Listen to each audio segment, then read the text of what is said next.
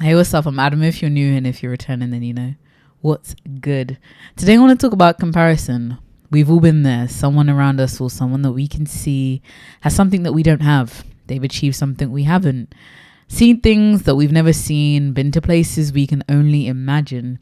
And all of this can stir up negative emotions within us, right? And in this video, I want to kind of unpack comparison a little bit more, the act of comparing and how we can translate those negative emotions that may arise into, at the very least, neutral feelings and ultimately positive feelings, positive outcomes from that experience. So let's just get into it. So let's firstly explore comparison a little bit. I want to start off by reading the actual definition of comparison, just because I know words can have different meanings. We use them in many different contexts. For the individual, it may mean something very different. So just so that we're on the same ground, comparison is a consideration or estimate of the similarities and dissimilarities between two things or people. The thing about comparison is it's a fact of life. We're social creatures, and so we look to others around us. We look to the group to learn, to gauge where we are, right? To learn and to understand and to really gather information about our current state versus the state of those around us, our peers often. But we've all heard that saying that comparison is the thief of joy. And this can be true. Anything done in excess or out of context or in the wrong state of the individual can bring about these negative feelings. And we all know someone or have been in that situation where by comparing ourselves to others, we find ourselves in a not so ideal state, whether that be feelings of anxiety, whether you're in a depressive state, whether you feel anger, whether you feel jealousy. And all of these feelings are normal. They're on the spectrum of human emotions. But if you find yourself being triggered by comparison into these states frequently, then that may be an issue. When I was younger especially, and obviously I still find myself comparing myself now, I'm still a human. But when I was younger, I used to find myself comparing myself to others. I never really was a jealous or angry person in the sense that somebody shouldn't have something, but I usually turn it inwards and would get quite anxious about why haven't I achieved something yet, or why don't I look like this. I'll just give you one example or a few examples. I often found myself asking why I didn't have clear skin. Why was it that I had to be stuck with this acne-ridden, scarred skin or hyperpigmentation riddled skin? And that beautiful model over there wasn't. What was it about me? Why wasn't I flourishing in the way that others were, what I thought? Another one, when I left university, I was like looking at LinkedIn, and why haven't I achieved something big like a lot of my peers have? Why am I not a consultant for one of the big companies? Or why haven't I enrolled on a PhD program? Well, I didn't actually want to, but you get the point that I'm trying to make. And whilst these questions in themselves are not problematic, because there isn't an issue with questioning oneself and one's achievements, but what is problematic is when those questions come from a place of lack versus a place of abundance. That state you're in when you ask those questions can really determine the outcome of not just the next few hours or days, but really your life. And so over time, I found myself training my mind and my body to react in certain ways to certain stimulus, so that instead of feeling bad and anxious when I saw certain things, I could instead feel at least neutral, if not positive, and inspired by this experience, or this person, or this thing in front of me. So like I said, comparison is a normal thing to do. It's a healthy part of being a social being.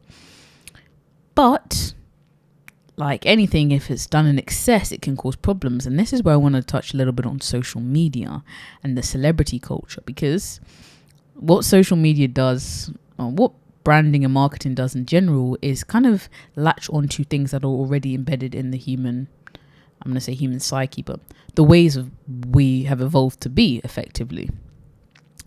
And they double down on those things. So they know that comparison is it's a normal part of life. But what if now you can compare yourself to thousands of people, hundreds of thousands of people, their lives, their things, their stuffs, their experiences, right? And so now you're not just looking at the person next to you, your peer, which may be quite healthy in school to look at them. You're looking at somebody who's 5 years older than you across the world, in this part of the world, or in this part of your own country, or whatever. And suddenly the range for what is possible seems so large. And again, that's where those feelings of anxiety, anger can be fueled. So with that all being said, though, I don't think it means that we have to, just go into a dark room, never look at anyone, never look at social media or anything again. There are ways you can train your mind and the self to respond more favorably to certain situations that will lead to a more optimal outcome. So the first thing I want to talk about is when you find yourself comparing yourself to others and it has led to a negative state, the first thing I want you to do is to stop and observe yourself. Just stop. Observe the situation and the circumstance that you are in that has triggered this state that you now are in. And there's no judgment here. This is not about you judging yourself for being in this place. This is really just an information collecting exercise. We're gathering information so we can better understand ourselves and what may be triggers for these emotions. Ultimately, of course, you want to get to the point where you could be in any circumstance and it be, you see someone or something and it be neutral, like brush it off, or celebratory, like you're celebrating that person's success, or you're seeking inspiration from it. But everything is a journey, and you're not just going to wake up and be like, oh, throwing all that comparison stuff out the window now, I'm all good. And so do an audit. What's going on in this particular circumstance? Who's there? What's happening? Where am I? What time of the day is it? What activity have I just completed? And these questions can then allow you to understand what may be causing you to get into these states, what may be triggering these emotions. Something that's really interesting is a lot of us feel that we get into these states when we are scrolling through social media. And yet the first thing a lot of us do when we wake up is pick up our phones and start scrolling through social media. And there are several things that you can take into consideration here. So what's going on? Well, I'm on my phone. Where am I? I'm in my bed, a place that's supposed to be conducive with rest. What time is it? It's the early morning. And the timing thing is really interesting because your brain is in different states at different parts of the day. And there's research that suggests that when you first wake up, you're actually most susceptible to things, right? You've just come out of that state of unconsciousness, technically, and you're really trying to readjust yourself, get acquainted with your environment and really your body and stuff like that. And so when you bombard yourself with certain information at that time or certain images, they can play a part in how you feel, not only in that moment, but also throughout the day. So maybe you decide, instead of picking up my phone when I wake up first thing in the morning, I'm going to get out of bed, I'm going to maybe listen to some good music, I'm going to get in the shower and really wait until a few hours go past before I touch my phone, before I go into social media apps. In these early stages of cultivating the identity that you want and the circumstances and outcomes you want, it's really about not leaning always so heavily on willpower that I'll just suddenly be able to do this thing, and creating habits and becoming more disciplined so that you don't always have to rely on motivation. Leading nicely on from that, then I'm going to talk about cultivating an environment online and offline that is, again, conducive with more positive outcomes when you see someone, something that you may like, you may want, you may think is fantastic. I'm going to spend a bit of time focusing on the online environment first. Some of us are using social media in a way that is not positive. It's not working for us, right? We're working for it. Sorry, my hair was doing a lot. And that is not ideal. There's so much good that can come from social media, and I really believe this. I'm a testament to this. But when you use it in the wrong ways, it can mess up your whole life. Like, it will mess up your whole mindset, and from there, it can be a downward spiral. This may mean that you need to unfollow some people.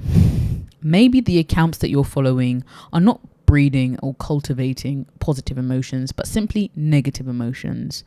Thoughts of, why can't I do better? Why aren't I better? Why does that person have it? Whatever feelings you're having when you engage in the act of comparison, if there are accounts or individuals that are triggering it, and it may not be their fault, I'm not actually putting the blame on them at all. But if you find that you are responding to them in a particular way, maybe then you need to remove them from your environment, perhaps temporarily, perhaps long term. Like I said, we're trying to get to a point where it can be in any situation and it be neutral or positive. But whilst we are building ourselves up to that and training ourselves to respond in certain ways and not being over overly stimulated by all these potential sources of negative emotions and comparison, make it easy for yourself to get on that road. It may actually mean that you need to take a complete break from social media, maybe for a week, maybe for a day, maybe for a month, however long it is. Maybe it means you need to put certain social media platforms to a side. Let's talk about LinkedIn. I don't believe all platforms are good for all states of the individual. And what I mean by this is, when I was in my rough state, if you've seen the video about how I changed my life, you know what I'm talking about. I didn't have a job. I had been let go because of the Panasonic. And I went on LinkedIn. That place, when you're not in a good state career-wise, it will break your head. It will break your head. And because it's a place where people primarily go to celebrate, there's nothing wrong with that, but they go to celebrate. You know, I just got this job. I just graduated with, and I've used it myself. Like, I just graduated with, you know, a first class from this uni, or just got this job. But that means that you're only getting a one-dimensional view of something, right? And it becomes that's just positive energy. So if you are going through bumps, like life is, a series of highs and lows, that might not be the right place for you right now. And this is where, again, you have to decide like the type of media and how it affects you, because maybe Instagram isn't the best platform for you to be on all the time because it is a snapshot of somebody's life. I mean, these are all snapshots of people's lives, but I mean like literally one still image, versus maybe something like YouTube where you can learn about the highs and the lows. People on YouTube, I think, share, because they have the time and the space, perhaps their ups and downs more. Maybe that's more helpful for you, right? And you can relate to that in a more positive way because, well, it's a better representation of life in itself. The same can be said about your offline environment and the people you surround yourself with, the places you go. And again, applying those same things to your physical environment to see how you can cultivate an environment that is more conducive with the life that you want to live and the identity that you would that you would like to cultivate. My next point is, consider if this act of comparison is actually an opportunity for inspiration. One thing that is so interesting about human beings is two people can be in the exact same circumstance, as in that moment, all things are the same. They are looking at the same image. They're in the same setting, in the same seat, and experience it completely differently. And of course, this is because of perspective, because our view of the world is cultivated by our own experiences, right? And ideally, you want to get to the point where you're an individual who looks at a situation and can be inspired. Like, they see somebody achieving something. Let's take YouTube, for example. Let's take my own experience. When I first got onto YouTube, I was a little bit disheartened, to say the least, and actually quite anxious about the fact that I wasn't doing numbers. Like, I'd come from, again, like I've said before, linear success models like school and things like that, where I'd done really well, and I was here and I wasn't doing as well as my peers, and I let that make me very anxious. But I realized that that wasn't a helpful way to see this platform, to see myself, or see really anything. And instead I learned to take inspiration from these people. Okay, so that person's doing similar content to me. What is it about their content that draws people in? What is it about their setup that is, you know, conducive with a wider audience? How are they connecting with people more? How are they bringing people value in a way that I may not be? And that shift, the same situation, I'm still looking at somebody whose numbers may be 10x times mine, whatever. But now the shift in perspective, or the shift in my approach to that, leads to a completely different outcome, because now I can start learning from them, be inspired by them, move forward because of them, because of their great achievements. So consider the ways that you can take inspiration from these circumstances, these experiences, when you are comparing yourself to others. But I think the really important thing to keep in mind is that even when you are being inspired, the aim is not to replicate. We can't replicate someone else's life or experiences because, well, we're not that person, and things have changed. Things are always changing. The arrow of time moves forward. So instead, you're aiming to grow in your own ways with influence from what's going on around you. And the final point I want to make, and perhaps the most important, there's a saying, and I don't know if this is just a West African saying or whatever, or maybe it's just a saying in London. I don't know. Face your front. Face your front. I think this saying links very closely to practicing gratitude, right? And being grateful for what you have. Face your front can also probably be switched out for something like stay in your lane. When you are in your lane and you're moving forward and you're progressing, but you're spending all your time looking at someone else in their lane. Well, look, you now missed your turning. Oh, there was an opportunity over there, but because you was too fast up yourself and looking over here, you've missed it. It's done now. It's gone. You're still looking at someone else. Now you're looking at someone on your right. Oh, there goes another opportunity. There goes another opportunity for greatness because you're too busy looking at my man on the right.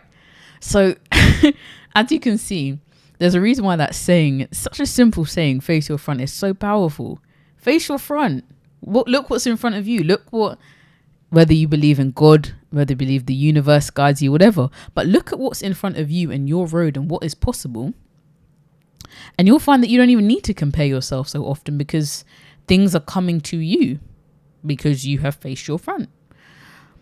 And I think that though, that ability to stay on your own path and looking forward comes from practicing gratitude and being grateful for what you already have, the blessings that you already have with the intentions of moving forward. So anyway, that's it. I just wanted to talk about this because it's something that affects us all and it will continue to affect us all until we're no longer here, I guess, because so long as we are social beings and there are people around us, we will look to our peers for guidance, for gauging our own progress, for a wealth of things.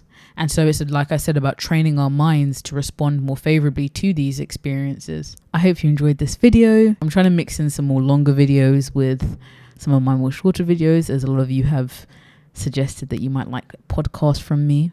I'm getting there. I'm thinking about it, guys. Seeing what's possible.